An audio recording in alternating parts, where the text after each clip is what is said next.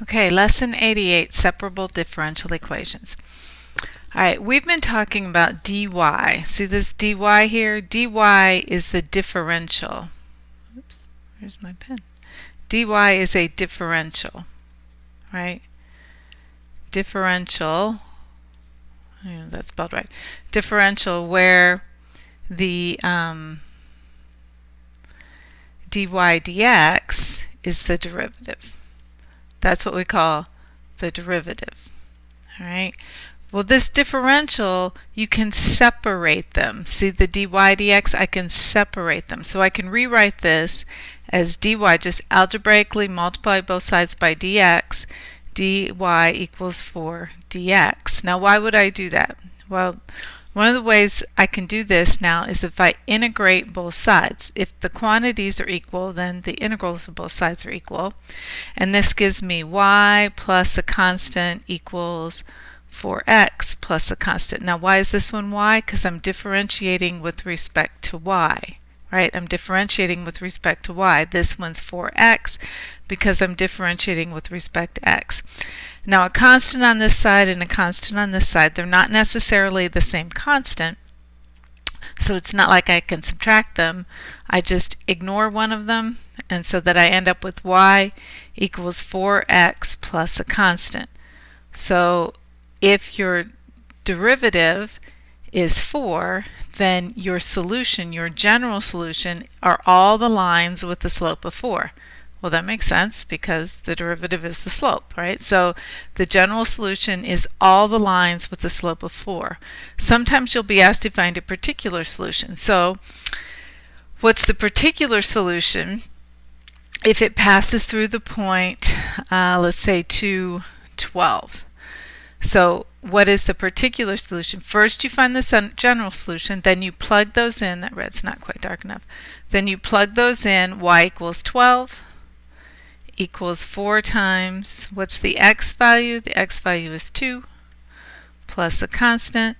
So 8, 12 minus 8 is 4. So my particular solution is y equals 4x plus 4.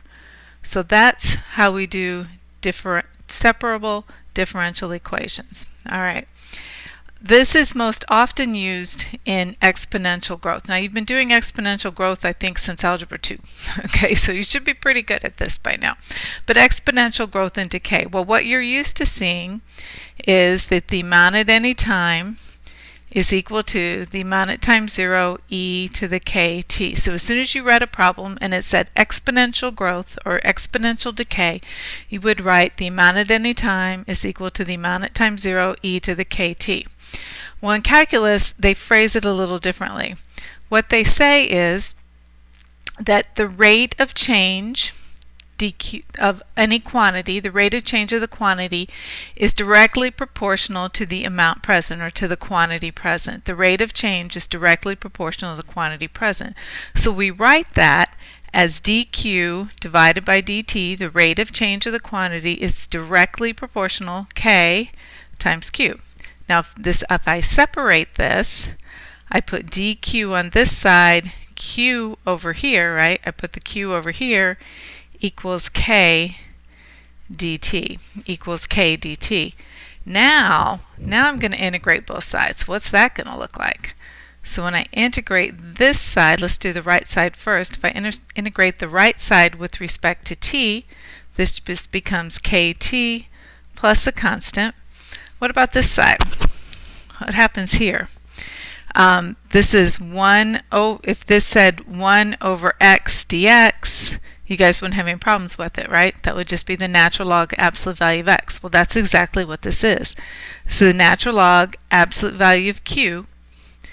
Now it would be plus a constant, but I've already got the constant on that side, so I don't need it on both sides. So there's plus a constant.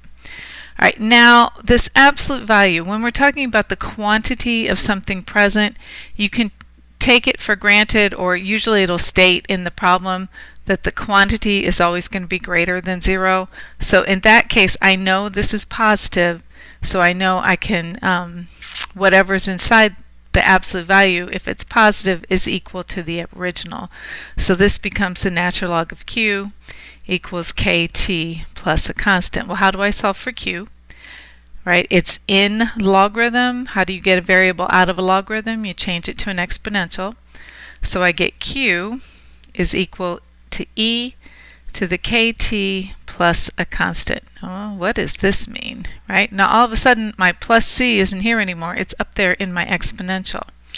Well, what are our rules for exponents?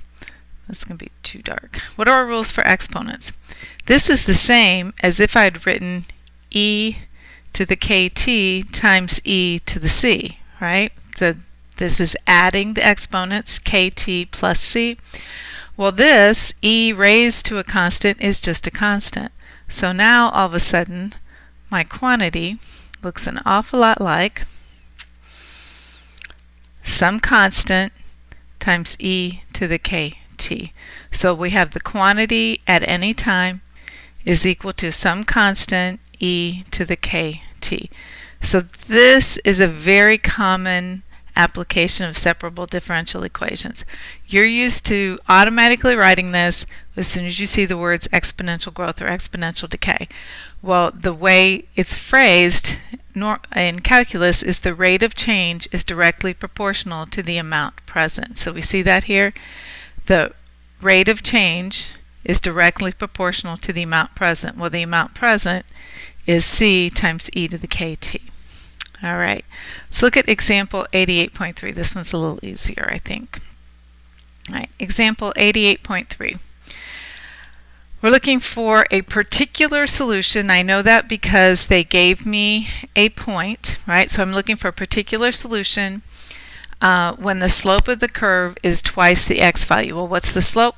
The derivative is the slope. So I write dy dx is what? It's twice the x value, so equals 2x.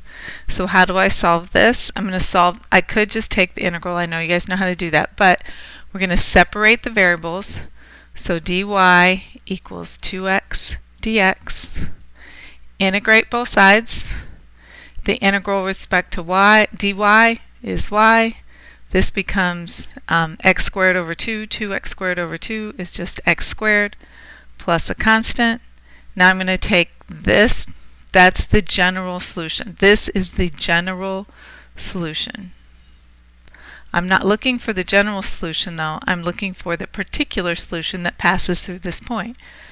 Well, this is x and this is y. So y equals 2 when x equals 1. Constant. So the constant turns out to be 1. So my particular solution is y equals x squared plus 1. Y equals x squared plus 1. So that's my particular solution. All right, let's look at example 88.4, maybe. All right, example 88.4 asks us to find the general solution. So now we're looking for a general solution, the general solution. They're already separated. All right, my x's are with my dx, my y's are with my dy, so I'm just going to integrate x dx plus the integral y dy equals 0. The integral of x is 1/2 x squared plus a constant. The integral of y is 1/2 y squared plus a constant equals 0. Well, I can bring the constant to that side, right? So that, and multiply everything by 2. So I get x squared plus y squared equals 2 times, or negative 2c, but just by bringing the constant to that side. But a constant can be positive or negative, and if I multiply it by 2, it's still a constant. So x squared plus y squared equals, a constant. What do you recognize that as? A circle. Well, yeah, because how many times have we taken the differentials of circles and we get x dx plus y dy? Okay, so we should be pretty regular on those. All right, let's look at example 88.5. This one asks to find the particular solution. We're told that y prime equals 4x squared y squared, and it passes through the point. Now I changed this. Your textbook, I believe, is 1, 1. I changed it to 1. No, your textbook does have this. All right, it passes through the point 1, negative 1. All right, so find the particular solution when y prime, the differential equation is 4x squared y squared, and it passes through the point 1, negative 1. All right, well, let's rewrite this. This can be written as dy dx equals 4x squared y squared. Now, what's the title of this lesson? Separable differential equations. So separate it. Put the y squareds with the dy, so I get dy divided by y squared equals 4x squared dx. Now, how do I get rid of the dy dx? I integrate. I'm going to rewrite this a little different for you. So I'm going to call that the integral. Instead of y squared downstairs, I'm going to say y to the negative 2 dy equals the integral of 4x squared dx. All right, so if differential, if both this is equal to that, the integral of this is equal to the integral of that plus a constant. All right, so y to the negative 2, I'm integrating with respect to y, so this becomes y to the negative 1 divided by negative 1 plus a constant, but I'm going to put it on the other side, and this becomes 4/3 x cubed plus a constant. Again, I could have a constant here and a constant there, but you just put them on one side. You don't need it on both. So if I multiply by negative 1, multiply both sides, I'm trying to solve for y, particular solution. Just to make this a little easier to see, this would be negative 1 over y, right? The negative 1 upstairs, y to the negative 1 becomes 1 over y equals 4/3 x cubed plus a constant. Now you can solve for your constant at any time. I'm going to put it in right now. All right, I'm looking for a particular solution. So everywhere there's an x, I'm going to put in 1, and 1 cubed is 1. So this is 4/3 plus a constant, 1 cubed. And y is negative 1, so this becomes negative 1 over negative 1, or 1. So 1 equals 4/3 plus a constant. What's my constant equal? My constant's going to be negative 1/3. 1/3. So I'm left with, right now, my particular solution is negative 1 over y equals 4/3 x cubed minus 1/3, otherwise known as 4x cubed minus 1 over 3. And that's the reciprocal of y times the negative 1. So now I'm going to flip it. Right? If 2/6 equals 1/3, you can, if I've got two fractions equal to each other, the reciprocals are also equal to each other. 6 over 2 equals 3 over 1. Right? Keep that in mind when I do stuff like this. I'm not creating new things that you don't know about. It's just I'm applying it in a different way. All right, so when I flip this, I'll get negative y equals 3 divided by 4x cubed minus 1. Now I'm going to put that negative sign on the right hand side now, so that I get y equals, this is dark, bright enough. Okay, so y equals negative 3 over 4x cubed minus 1. Now that's the correct answer. That is the correct answer. However, remember this pesky negative signs? Often they write it as negative 3 over 4x cubed minus 1. I'm not the only one that finds that annoying.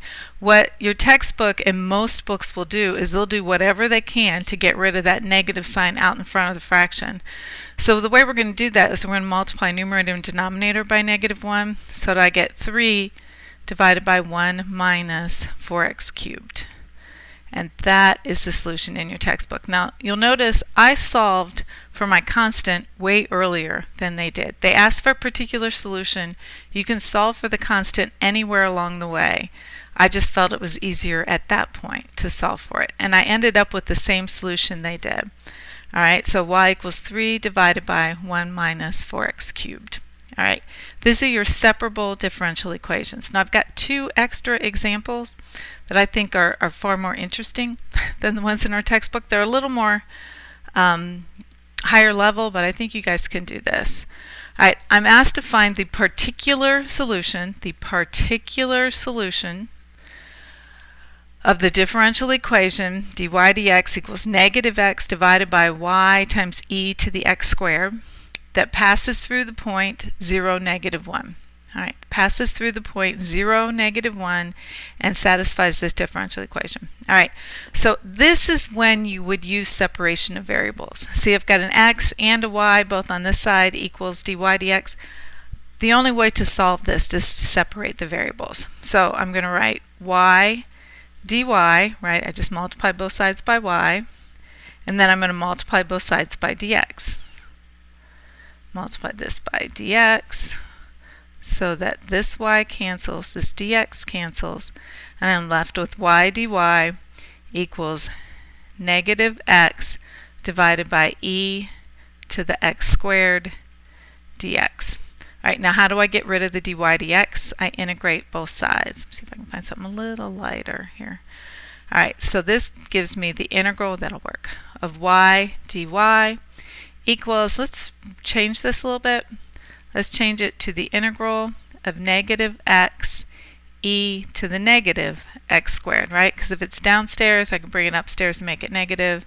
Don't forget your dx. Okay, this side's not so bad. It's 1/2 y squared plus a constant, but I always put my plus a constants over here with my x's. Now what is this? All right, this, if I let u equal -x squared, then what's du? du is -2x dx. I don't have -2x dx, but if I put a 2 in here and a half out here, now I do, right? So now I have my du. So this becomes the integral du and 1/2 e to the u. Well, what's the integral of 1/2 e to the u? It's 1/2 e to the u, and u is -x squared plus a constant. All right, multiply both sides by 2, and I'll get y squared equals e to the -x squared plus 2 times a constant is still a constant. Now I'm going to apply this part. So, well, my general solution then is y equals plus or minus the square root of e to the -x squared plus a constant. What? Don't forget your plus and minuses. All right, do not forget your plus and minuses. Y squared equals that. What is the particular solution? I have to come over here, and if I let x equal 0, y equals -1. The particular solution is if x equals 0, y equals -1 equals the square root, right, it's plus or minus, e to the 0 power is 1 plus a constant.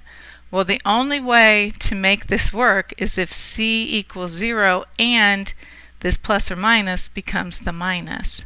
So my particular solution is y equals the negative square root of e to the -x squared.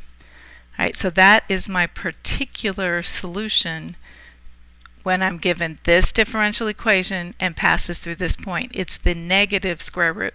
So when you end up with this plus or minus, you have to look at which one you're given the solution for. Am I given the solution for the positive square root, or am I given the solution for the negative square root?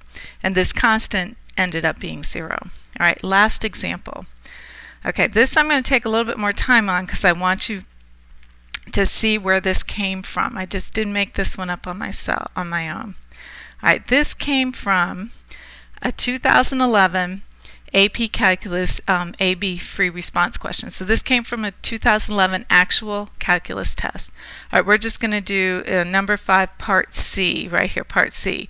It says find the particular solution, W equals W of t, to a differential equation, that look familiar? dw dt equals 1 over 25 w minus 300 with an initial condition when at time is 0, the amount present, the waste, this we're talking about solid tons of waste, the waste present is 1,400 tons. Okay? Let me go back to here. So find the particular solution, dw dt. So we're looking for w of t equals what? We're looking for a particular solution given this differential equation and the initial condition of 1,400. All right, so how do you do this? You separate your variables. The easiest way to separate your variables here, this is going to be dark enough, is to take dw, divide both sides by w minus 300 equals 1 over 25 dt, right? 1 over 25 dt. Well, when I integrate both sides, this becomes the natural log of the absolute value of w minus 300, and this becomes 1 over 25 t plus a constant. Well, here we go again. We have to think about the waste. I mean, this problem was all about, where is it? It's here. Was about waste, landfill waste. That's never going to be negative, okay? The amount of waste in a landfill is not going to be negative. So we can get rid of this absolute value, all right? So this is going to be positive, so the natural log of w minus 300 is equal to 1 over 25t plus a constant. Here we go again. How do I get my w out of the logarithm? I raise it to a power. So I say w minus 300 equals e raised to the 1 over 25t plus a constant. Right? Well, what are my rules for exponents here? My rules for exponents is that this now is w minus 300 equals e to the 1 over 25t times e to the constant, right? Well, e to the constant is just another constant. E to the, I'm going to write this a little neater, t over 25, right? T over 25. Now, at this point, I take my initial condition. When time is 0, the amount of waste is 1400. If you can see that. When the initial condition, when time is 0, the amount of waste is 1400. So 1400 minus 300 equals c. E to the 0 divided by 25 is 1. So c then is 1100. Whoops, 1100. Right? 1400 minus 300 is 1100. So my constant then is 1100, so this gives me w minus 300 equals 1100 e to the t over 25. Notice the plus c is gone. It's now in there. So the waste, and I'm going to go ahead and write this as the waste as a function of time, is 300 plus 1100 e to the t over 25. All right, now this is the whole reason I wanted you to see this. When doing these problems, you're given the graders are given, this problem would have been worth 5 points. See this right here? This is the 5 points that it's worth. Well, we start off with what we started with. If you separate the variables, that's 1 point. Okay, if you take the correct integrals, that's correct antiderivatives, that's another point. If you then figure out the constant of integration, you use the initial condition and figure out the constant of integration, that counts for 2 more points. 1 for using the initial condition, 1 for finding the constant of integration. Notice I found it at a different time than they did, but I still ended up with the same result. So it doesn't matter where you solve for that constant. I ended up with the same result. Now this time between 0 and 20 came from the original problem. For the next 20 years, that represents the thing. But this is the part I wanted you to see. This part I wanted you to see. All right, 1 point for separating the variables, 1 point for finding the correct derivatives, 1 point for the constant of integration, 1 point for using the initial condition, and 1 point for solving for w. Notice, if you don't find the constant of integration, the maximum you can get is 2 out of 5. But here's the most important point. If you looked at this and you said, oh, I recognize that problem, piece of cake, I can just figure that out, and you never show separation of variables, even if you get the correct answer, you get 0 out of 5 points. You've got to show your steps. You've got to show the calculus procedure to get there. All right. See you in the morning.